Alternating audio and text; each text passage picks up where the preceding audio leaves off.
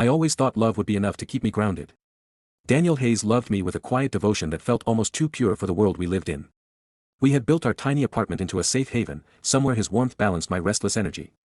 At 23, I was supposed to feel lucky, secure, supported, wanted.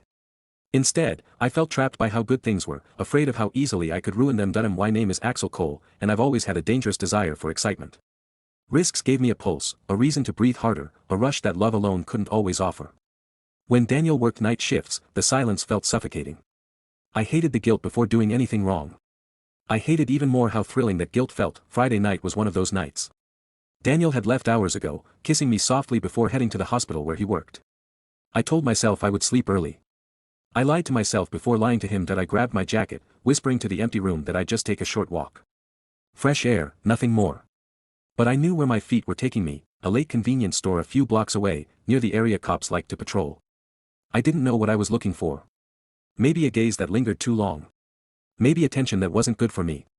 Maybe a reminder that I still had choices. Streetlights flickered as I walked, their glow catching the fog that rolled low across the pavement. The city felt alive in a way that made me forget responsibility. My heart beat faster when I spotted a patrol car parked near the alley behind the store. I considered turning back. Instead, I slowed down, pretending to check my phone as the headlights illuminated my path. That was when I heard the car door open. "Hey. You there?" The voice was deep, assertive, Officer Leo Carter. Even from a distance, I could see the confidence in the way he walked, tall and broad-shouldered, his uniform fitting a bit too perfectly. His partner stepped out as well, Officer Adrian Jones, calmer, sharper, with unsettling eyes that seemed to read more than I wanted to reveal. I froze, swallowing the nerves that shot through me. Leo approached first, his tone firm but not unfriendly. "It's late to be wandering alone."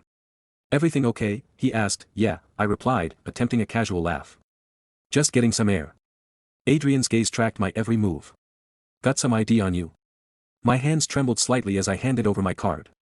Adrian examined it longer than necessary, as if studying me rather than the details printed there. "Axel," Leo repeated, testing the sound of it. "Nice name." His compliment felt deliberate, like he wanted to see how I'd react. I reacted too quickly. "Thanks." My voice cracked with unintended eagerness. Leo tried not to smirk. Adrian didn't bother hiding his suspicion, or his curiosity. "You live around here?" Adrian asked, a few blocks away. I pointed in the general direction of home. "My boyfriend, Daniel, he's working late tonight." Silence. A flicker of surprise crossed Leo's expression, while Adrian remained unreadable. "So you're out here alone, bored?" Leo asked, tone dropping just enough to imply more. I should have ended the conversation. I should have walked away. Instead, I let the tension linger, fueled by adrenaline and something darker. Their presence, authoritative and intense, made my chest tighten with a feeling I wished I didn't crave. "You could say that," I admitted. Adrian stepped a little closer, the chill night air shifting with him. "Well, boredom can lead to trouble." I met his eyes, not looking away fast enough. Leo exchanged a subtle glance with his partner. "Maybe we should talk somewhere less open," he suggested. "Somewhere less open. Somewhere private. Somewhere mistakes become permanent." Everything inside me screamed to run home, to curl up in Daniel's arms and forget my reckless impulses. But another part of me, the part that always gets me into trouble, liked the attention too much to walk away. "Where?" I asked, voice barely steady. Leo nodded toward the narrow alley behind the store. The dark space seemed to swallow the dim light from the street, offering secrecy no one should want. "You won't be long," Adrian added, though he didn't sound like he meant it. I hesitated only a second too long. Then, as if guided by something stronger than caution, I followed them. Every step I took farther from the main road felt like crossing a line I couldn't uncross. The sound of Daniel's voice echoed faintly in my memory, reminding me who I was supposed to be. But tonight, I wasn't that version of me. I wasn't the faithful partner waiting patiently at home. I was Axel Cole, someone walking willingly into the kind of danger I'd regret forever. And as the alley swallowed us into its shadows, I realized the night had only just begun. The alley behind the store was quieter than the street, and every sound seemed to echo louder than it should. The hum of a distant vehicle. The faint buzz of a flickering security light. The steady rhythm of my own heartbeat growing harder to ignore. I didn't know whether the cold on my skin came from the night air or the fear of where this would lead. Officer Leo Carter moved ahead of me, confident and sure of his steps. Officer Adrian Jones stayed behind, close enough that I could feel his presence like a shadow pressed against my back. There was no escape without brushing past him, and the idea thrilled and terrified me all at once. When we reached the wall, Leo turned toward me, arms folded, his stance both authoritative and enticing. Adrian positioned himself to the side, hands on his belt, eyes never leaving my face. "You seem nervous," Leo said. His voice was level, but his smirk suggested amusement. "Being stopped by the police usually makes people nervous," I replied, attempting humor to ease the tension. Adrian stepped closer. "Is that the only reason you're shaking?" I swallowed hard.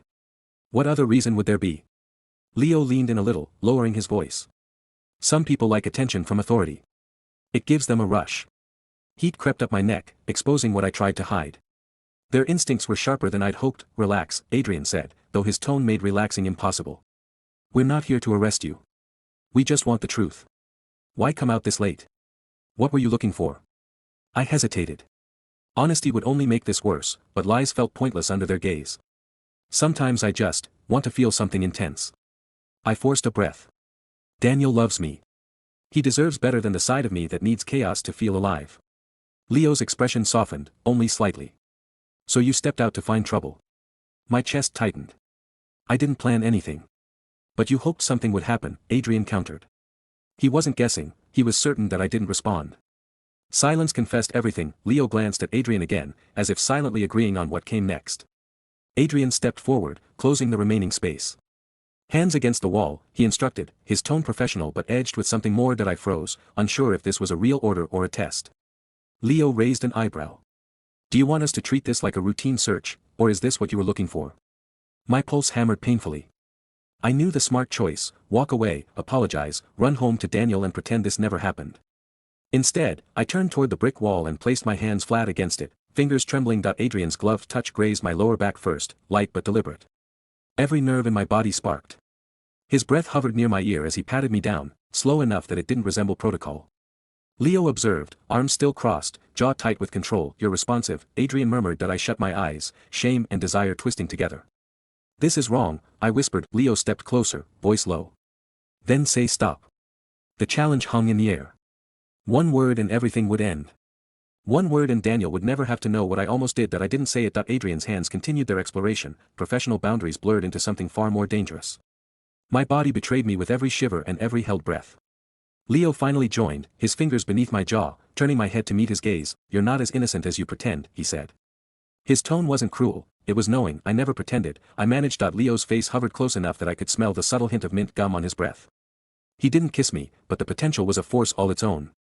The proximity alone felt like crossing a forbidden threshold. Adrian stepped back abruptly, breaking the moment. We need to be careful, he said quietly to Leo. Someone might come through here. Leo exhaled, his control snapping back into place. He's right. This isn't the place. I should have felt relief. Instead, disappointment twisted in my stomach, sharp and undeniable. Adrian looked directly into my eyes. We're on patrol until 5. If you want to talk more, you'll find us. Leo gave me my ID back, his fingers brushing mine. But think hard before you decide. If you go home now, you can pretend none of this happened. They both stepped away, giving me space, yet they still felt suffocatingly close. What do you really want, Axel? Adrian asked. The night air seemed to hold its breath with me. I didn't answer, because I didn't know, or maybe I knew too well. The officers walked back toward their patrol car, leaving me alone with my reckless desires and a decision that would change everything. I stared after them, caught between the person I loved and the danger I craved. Daniel was waiting for me at home, but the thrill of being wanted by Leo and Adrian waited too. The darkness around me offered a choice, and neither direction led somewhere I could return from unscathed. The walk home felt longer than usual. Each step replayed the alley, Leo's voice, Adrian's touch, the moment I didn't say stop. The thrill that had guided me there drained with every block, replaced by the weight of what I'd done. Daniel Hayes didn't deserve uncertainty. Yet doubt trailed behind me like a shadow I couldn't outrun. When I opened the apartment door, the lights were still on. My stomach dropped. Daniel sat on the couch, fully dressed, his expression exhausted but alert.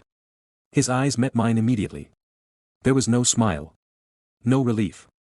Just silent questions written in the tension of his shoulders. You're late, he said. I just wanted some air, I replied, voice too quiet to be believable. Daniel stood, stepping closer. You didn't take your phone. I called, texted, nothing. I thought something happened. Guilt tightened around my lungs. I'm sorry, I murmured. Didn't realize the time. Daniel studied me carefully, eyes narrowing with worry that was dangerously close to suspicion. Are you okay?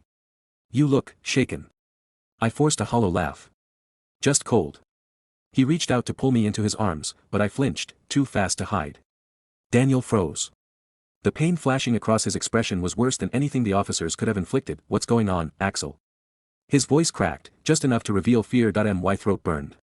Lying felt cowardly, but telling the truth would crush him. I can't do this right now, I said, stepping past him. I need to clear my head. Daniel exhaled sharply. Clear your head from what? From us? He wasn't angry, he was betrayed, and it made everything worse that I turned away, unable to look at what I'd broken. Let's just sleep. Please. We went to bed without touching. Daniel kept his distance, curled near the edge, silent tears dampening the pillow he thought I couldn't see. I stared at the ceiling, hating myself for wanting two impossible worlds. Eventually, exhaustion forced my eyes shut, but peace never came. Morning brought no clarity, just dread. When Daniel left early for work, his goodbye was soft but fragmented, like he didn't know if he'd get another chance to say it. The apartment felt colder without him, the security he gave replaced by a hollow ache that I made coffee, hands shaking. I should have gone after him. Should have apologized. Should have promised every wrong could be undone, but the moment I picked up my phone, a notification appeared, unknown number, did you think about us? Leo, my heart stopped. I deleted the message instantly, then sat down before my knees gave out.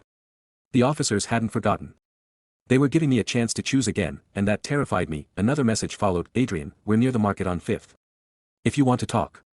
Or if you want more than talking. That I stared at my reflection in the microwave door, eyes conflicted, jaw tight with shame.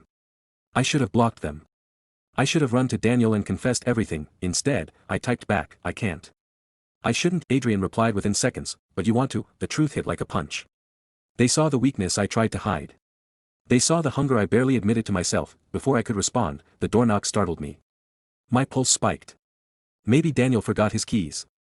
Maybe this was my chance to fix, but when I opened the door, Leo and Adrian stood there. In broad daylight. In front of my home. Leo leaned casually against the doorway. We were in the neighborhood, he said, smirking at the lie. Adrian's eyes swept the hallway behind me. Invite us in.